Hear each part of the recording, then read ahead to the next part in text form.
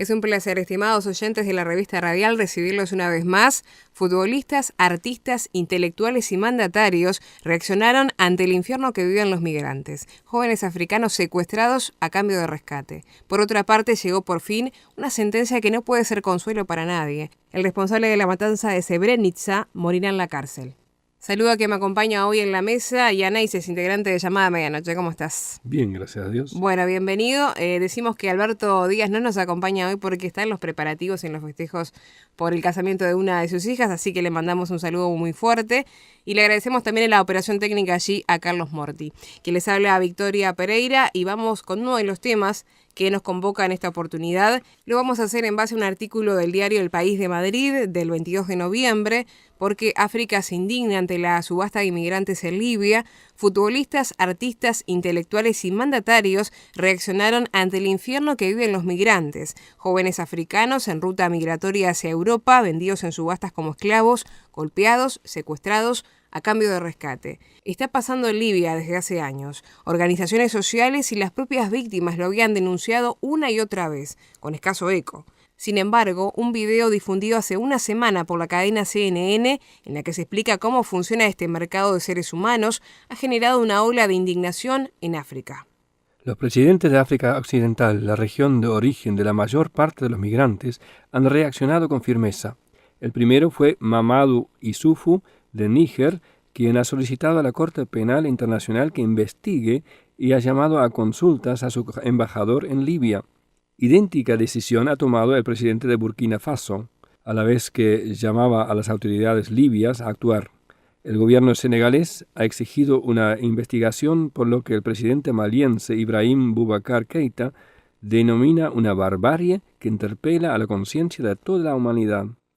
Todos han solicitado a la Unión Europea, la Unión Africana y Naciones Unidas que intervengan de una vez. Hasta el secretario general de Naciones Unidas, Antonio Guterres, se declara horrorizado y no descarta que se pueda perseguir a los autores de estos hechos por crímenes contra la humanidad. La esclavitud no tiene cabida en nuestro mundo, dijo Guterres. Esto nos recuerda la necesidad de abordar los flujos migratorios de manera global y humana y reforzar la cooperación internacional para reprimir a los pasadores y traficantes y para proteger los derechos de sus víctimas. El gobierno libio de Unidad Nacional ha anunciado la apertura de una investigación. La sociedad civil africana también ha alzado la voz. Los más mediáticos han sido los futbolistas que juegan en Europa, encabezados por Geoffrey Kondogbia, jugador del Valencia, que durante un partido contra el Español lució una camiseta con la frase «Más allá del fútbol, no estoy en venta». Desde Inglaterra, el franco-guineano Paul Pogba, estrella del Manchester United, pedía en su perfil de Twitter que esta crueldad acabe.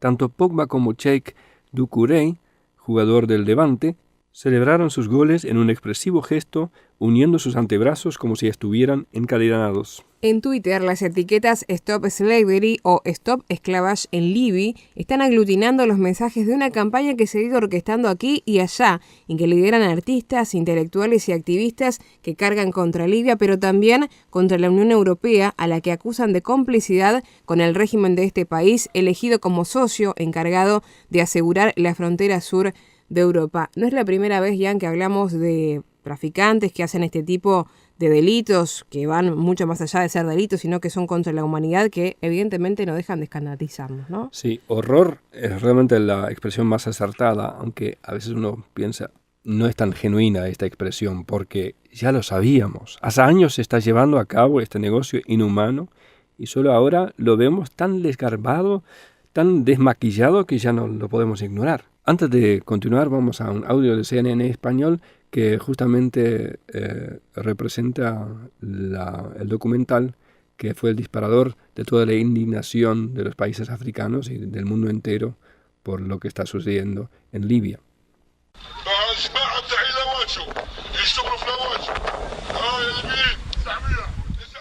Un hombre habla a una multitud oculta. Hombres fuertes, grandes para el trabajo agrícola, dice.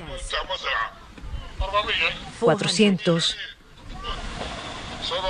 700, 700, 800. Siguen los números. Estos hombres se venden por 1.200 libras libias, $400 por persona. Están viendo una subasta de seres humanos. Aquí, otro hombre, el comprador en un salón donde se ve a varios migrantes. Fuera de cámara, el hombre pregunta, ¿qué ocurrió con los de Níger? Se vendieron, le dicen. Un contacto envió este video a CNN. Después de meses de trabajo, pudimos verificar la autenticidad de lo que usted ve aquí. La verdad, lo que acabamos de escuchar es casi increíble que esto es posible en el siglo XXI. Una subasta de seres humanos. Cuando vamos a la Biblia, en Apocalipsis capítulos 17 y 18, vemos el juicio sobre Babilonia, una ciudad futura que será centro religioso y comercial, que en todas sus aspiraciones y actividades será una afrenta al Dios vivo y verdadero. En el capítulo 17 vemos el juicio sobre la ciudad como centro religioso y en el capítulo 18 de Apocalipsis vemos el juicio sobre Babilonia como centro del comercio mundial. Y es muy interesante lo que describe ahí el apóstol Juan en Apocalipsis capítulo 18, versículo 11, pensando en lo que hoy tenemos en las noticias, una subasta de seres humanos. Dice, los mercaderes de la tierra lloran y hacen lamentación sobre ella, sobre la ciudad de Babilonia, que será destruida, porque ninguno compra más sus mercaderías, mercadería de oro, de plata y salto, trigo, bestias, ovejas, caballos y carros, y esclavos, almas de hombres. Literalmente dice allí, cuerpos y almas de hombres. Tráfico de personas, tráfico de órganos, esclavitud, anunciado en la Biblia en los tiempos postreros. El ser humano deshumanizado como mercancía, como objetos. Es lo que pasa cuando grandes marcas terciarizan su producción en países con sueldos bajos, donde mujeres y niños hacen jornadas de 14 horas hacinados en situaciones paupérrimas. Y no lo vemos, y no lo queremos ver. El ser humano como mercancía es lo que ocurre hoy en Libia, donde refugiados son expoliados, prometiéndoles un pasaje seguro a Europa, y una vez que no pueden pagar más, lo venden como esclavos y pide rescate a su familia. Y cuando esto no da resultado, los asesinan como desechos de la feria. Esclavitud en el siglo XXI. Según estimaciones, nada menos que el 80% de las mujeres y niñas africanas que llegan a Italia terminan como esclavas en la prostitución. Son cifras realmente aterradoras. Que habrá una ciudad como la Babilonia que describe la Biblia, no tenga duda. El espíritu de Babilonia ya está en acción en todas partes. Uno de los señales de los tiempos finales que menciona el Señor Jesús en Mateo 24 es la falta de amor. Y por haberse multiplicado la maldad, dice la Biblia, el amor de muchos se enfriará. La palabra por maldad en este versículo es anomía, sin ley. Por haberse multiplicado esta rebeldía contra Dios, no acepta más la ley de Dios, el amor de muchos enfriará. Y este es el tiempo en que estamos viviendo. El hombre se ha liberado de Dios y de su ley y se ha hecho esclavo de su propia libertad, esclavizando y pisoteando a los demás. Hacemos una breve pausa y enseguida continuamos con la revista radial.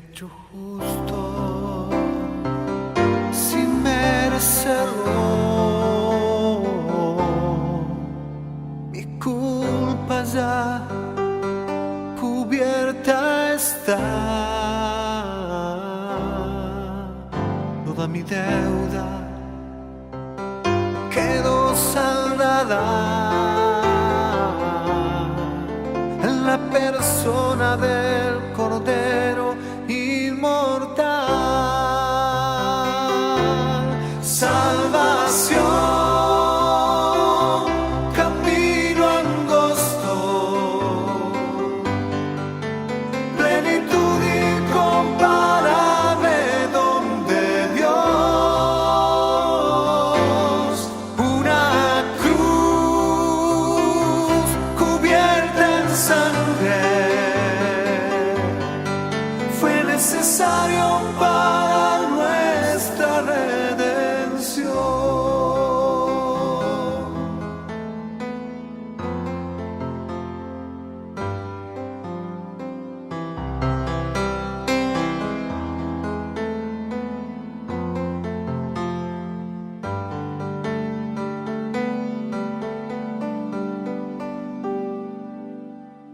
regenerado y transformado. Cambié mi mente y mi forma de actuar. Hoy solo anhelo servir a Cristo y ser la luz, la sal, un claro manantial. Salvación, camino angosto, plenitud incomparable donde Dios, una cruz cubierta en sangre, fue necesario para nuestra redención. Continuamos adelante en la revista radial. Nos vamos a referir al jefe militar de la matanza de Srebrenica. Morirá en la cárcel. La información la vamos a tomar del portal abc.es. Les contamos que el Tribunal de La Haya condenó a cadena perpetua por genocidio a Ratko Mladic. Llegó por fin una sentencia que no puede ser consuelo para nadie, pero que permite sentir la tenue satisfacción de un atisbo de justicia. El general serbio-bosnio Ratko Mladic ha sido condenado a cadena perpetua. Tras 6 años de juicio, 530 sesiones y la comparecencia de más de 600 testigos, el Tribunal Penal Internacional para la extinta Yugoslavia dictaba la última de las sentencias contra los principales responsables del genocidio perpetrado durante la Guerra de los Balcanes. El caudillo militar de los serbios en Bosnia, cerebro de las operaciones militares de asedio de Sarajevo, Bihač y otras ciudades, el autor de la limpieza étnica y principal acusado de la matanza de más de 8.000 varones musulmanes en la localidad bosnia de Srebrenica, morirá en la cárcel. Los jueces le declararon culpable de 10 de los 11 cargos de que era acusado, incluidos exterminio, asesinato, persecución y ejercicio del terror contra la población civil, deportación forzosa y actos inhumanos. El caudillo civil de aquella guerra de exterminio de la población musulmana y croata en Bosnia, Radovan Karadzic, se fue condenado el pasado año a 40 años de cárcel. El jefe de ambos y máximo líder de aquella guerra para la creación de una gran Serbia sobre la mayor parte de la colapsada Yugoslavia, Slobodan Milosevic, murió en la cárcel en La Haya sin concluirse su juicio. Lo que empezó con las tensiones entre las repúblicas yugoslavas por sus diferentes criterios a la hora de afrontar el colapso del comunismo en toda Europa oriental, escaló pronto hasta una guerra étnica, religiosa y civil en la que el ejército federal yugoslavo se transformaba en fuerza militar a las órdenes del líder y presidente de Serbia, Slobodan Milosevic. Su proyecto era crear una gran Serbia en todos los territorios con población de su etnia, por grande que fuera la presencia de las otras etnias. Ocupó partes de Croacia en Eslavonia Oriental y la Krajina para expulsar en campañas de terror a la población croata. En 1992 comenzaba la misma operación en Bosnia. Toda la parte oriental fue objeto de una oleada de terror e inmensa crueldad para generar un masivo movimiento de población en fuga ante las fuerzas de Karadzic y Mladic. Fuerzas regulares y paramilitares ejecutaban y torturaban pública y masivamente a civiles de todas las edades. Mujeres eran secuestradas, violadas y retenidas como esclavas sexuales. Las mezquitas sistemáticamente destruidas en las escenas de peor besaña bélica, solo comparables a las de tropas nazis o ejército soviético en la Segunda Guerra Mundial. Europa, conmocionada ante la brutalidad de la guerra y del largo asedio a la capital bosnia, evidenciaba su total impotencia. Las intervenciones de fuerzas de interposición solo facilitaron la limpieza étnica serbia, como pusieron en terrible evidencia las tropas holandesas que permitieron a Mladic capturar a los 8.000 musulmanes que asesinó en Srebrenica. Esta matanza hizo intervenir militarmente a Estados Unidos a la cabeza de la OTAN. El general Mladic, el triunfador de la guerra patriótica que iba a liberar y redimir a los serbios de todas sus derrotas y sin sabores de siglos pasados, comenzó entonces su ocaso que concluye ahora con la certeza de que jamás volverá a su pueblo Bosanovići, donde le adoran y considerarán siempre un héroe de la patria. Llegó por fin entonces, Jan, como decía el artículo, una sentencia que está un poco lejos de ser algún tipo de consuelo, pero de alguna manera tiene un atisbo de justicia, por lo menos. Sí, la verdad que sí, porque lo que se hizo en aquella guerra fue realmente aterrador. Este juicio no devuelve la vida a ningún familiar asesinado, pero por lo menos es justicia al final. Ratko Mladić, hallado culpable de genocidio, exterminio, asesinato, traslado forzado, entre muchos otros delitos. Esclavo del odio, esclavo de una historia no superada. Cuando vamos atrás en la historia, Mladić nace allí en lo que era Yugoslavia. Su padre luchaba en las filas de los partisanos de Tito durante la Segunda Guerra Mundial. Murió a manos de los Ustaša croatas, que eran aliados de los nazis. Croacia en gran parte salió con los alemanes, con los nazis en la Segunda Guerra Mundial. Y su papá, que luchaba en las filas de los socialistas bajo Tito, fue víctima de aquel enfrentamiento. También odiaba Mladić a los musulmanes, que según él habían ocupado gran parte de su Serbia desde hace ya más de 6 siglos, y él lo percibía como una injusticia histórica y una injusticia que él tenía que corregir.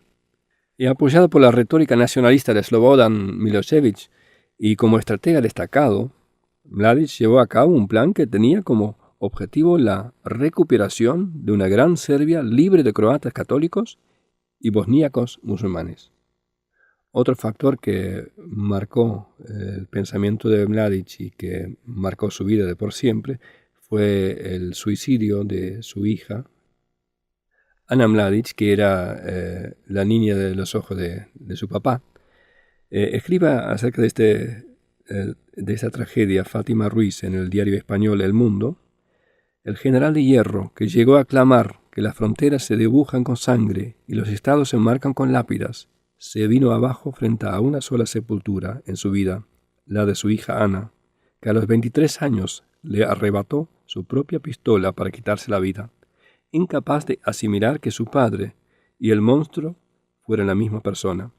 Corría el año 1994 y dicen que la tragedia endureció aún más la corteza de Ratko Mladić, el ángel exterminador de los Balcanes, que por aquel entonces ya había sembrado de cadáveres la ciudad de Sarajevo. Hasta 10.000 dijeron los 44 meses de sangriento cerco, y que un año después convertiría Srebrenica en una gigantesca fosa común.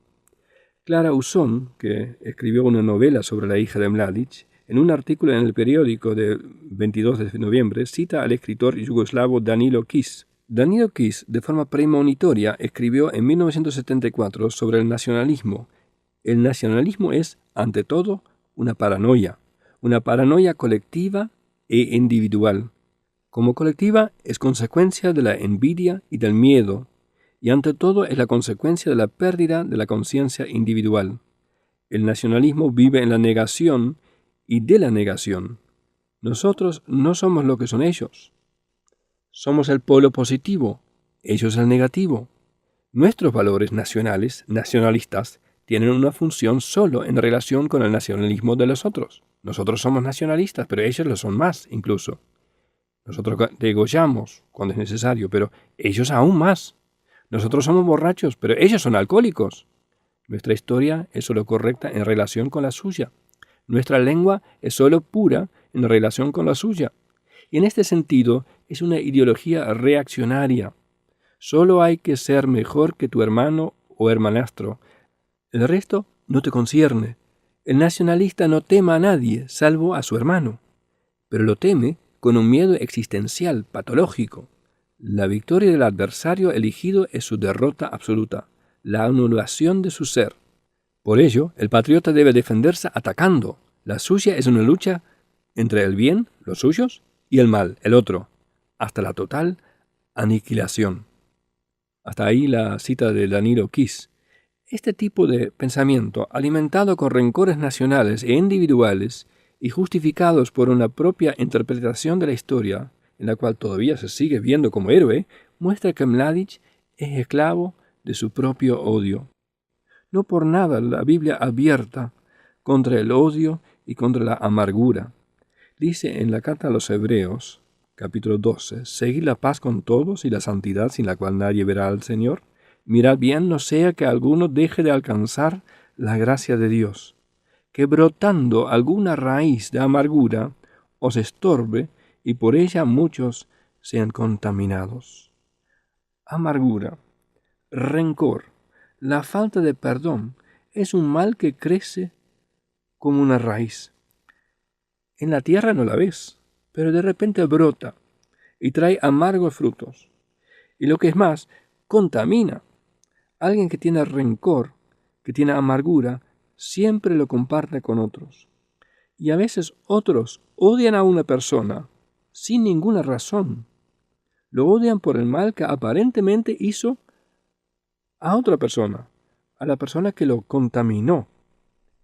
Dice en 1 de Juan, capítulo 3, versículo 15, todo aquel que aborrece a su hermano es homicida, y sabéis que ningún homicida tiene vida eterna permanente en él. El que odia a su hermano es igual a un homicida, es muy fuerte. Yo, tú, podremos ser igual a un Ratko Mladic que mató a miles de personas porque el mismo germen, el odio, puede estar en tu corazón, en mi corazón. Y dice la Biblia, el homicida no va al cielo. Dice textualmente, no tiene vida eterna permanente en él, a no ser que se arrepiente, que se convierta a Dios, que nazca de nuevo. Porque el que odia, creyente no es. Porque si fuera creyente, amaría a su hermano. En 1 de Juan 3:14, un versículo antes, dice, nosotros sabemos que hemos pasado de muerte a vida en que amamos a los hermanos. El que no ama a su hermano, permanece en muerte. ¿Cómo puedes saber que soy creyente? En que amo a los creyentes. Porque el que no ama a su hermano, permanece en muerte. No dice que el que no ama a su hermano deja de ser cristiano, sino que nunca lo fue. Permanece en muerte. La primera carta de Juan nos muestra por 3 resultados en nuestra vida que somos hijos de Dios. La primera es amar, la segunda es fe y la tercera es obediencia. No son condiciones para ser salvos, sino resultados de ser hijo de Dios. Amar al hermano, amar a Dios, tener fe en el Señor Jesucristo, obedecer los mandatos de Dios.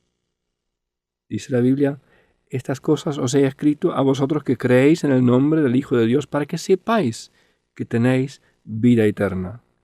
Si el amor hacia los hermanos está en tu vida, tú puedes saber que tienes vida eterna. Si crees en el Señor Jesucristo, puedes saber que tienes vida eterna. Si tienes este deseo de obedecer los mandatos de Dios, puedes saber que tienes vida eterna. Estas cosas os escribo para que no pequéis, dice en el capítulo 2, versículo 1. Ya no son esclavos del pecado. Ya no tienes que pecar, aunque a veces lo hagas. Pero dice también, y si alguno hubiere pecado, abogado tenemos para con el Padre, a Jesucristo el justo.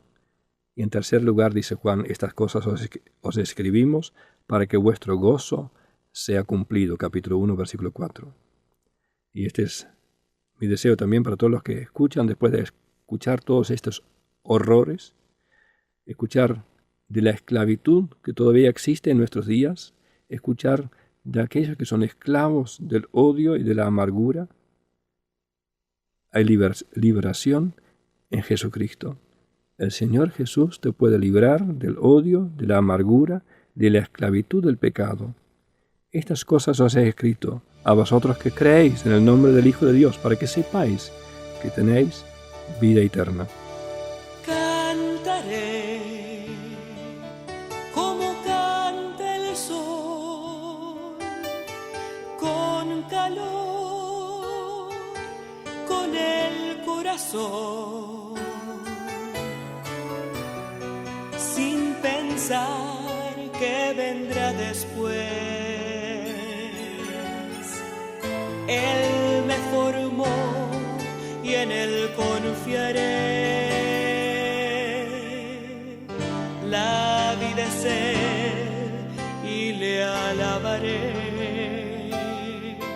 y aún el fin es principio en él.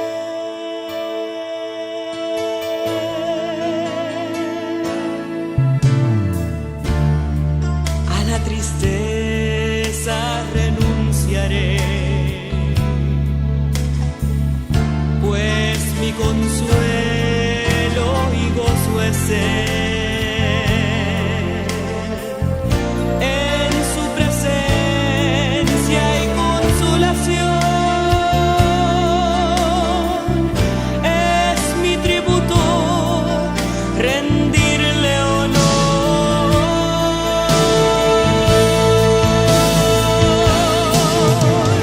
Cantaré como canta el sol,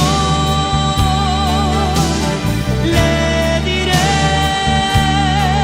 que es suyo mi amor.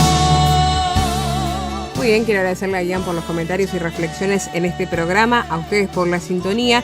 Recordarles que se pueden comunicar con nosotros, lo pueden hacer por WhatsApp al +598 9199 1210. Repito, +598 9199 1210. Si están en Uruguay, lo hacen al 091 99 1210. En el Facebook nos pueden encontrar por Llamada de Medianoche Uruguay y nos identifican por el logotipo en verde. Pueden escribirnos a revistaradial@llamadaweb.org o visitarnos en la página www.llamadaweb.org. Será hasta un próximo programa, amigos, que Dios les bendiga.